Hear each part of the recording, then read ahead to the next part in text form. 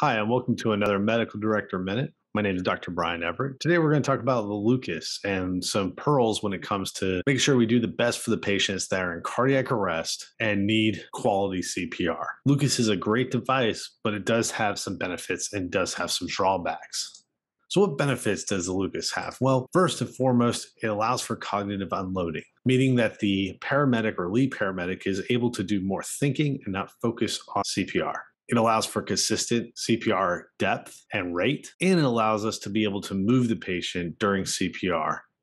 One of the drawbacks to it is it does take time to set up, and that time can be longer than the 10-second pauses that we recommend. So it may take longer than 10 seconds to put the patient on the LUCAS. And it has not been shown to improve outcomes, specifically survival to discharge.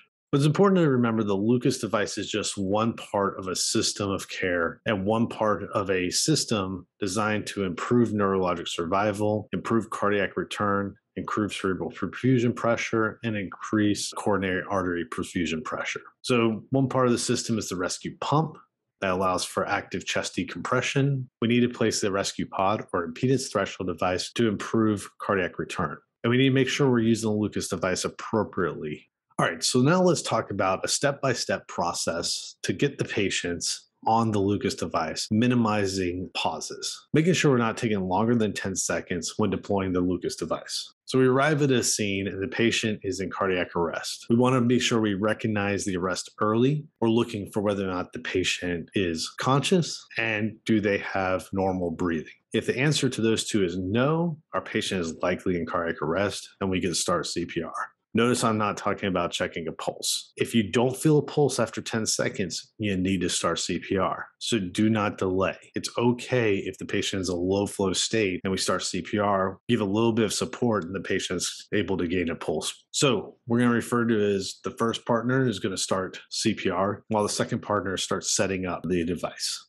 So he's going to pull out the backboard and set it behind the patient's head. And he's also going to pull out the pads. He's going to set one pad that's going to be our posterior pad next to the board, as shown. Now, after 2 minutes of CPR, the provider that was setting up the equipment is going to go to the foot of the patient and grab their arms and set the patient straight up.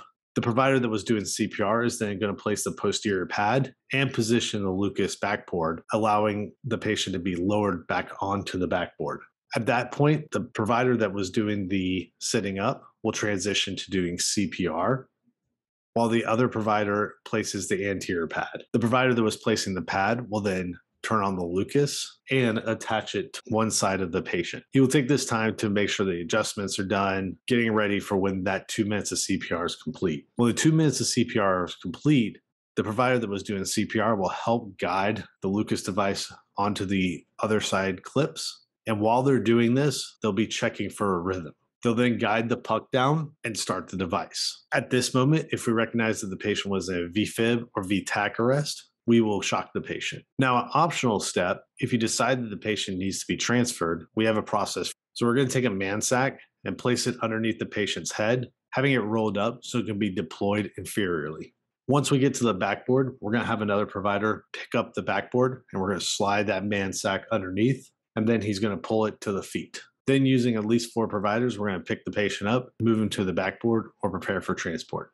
Now, this system is designed for having just 2 providers arrive on scene and working as a group. As more providers arrive, we can assign them roles.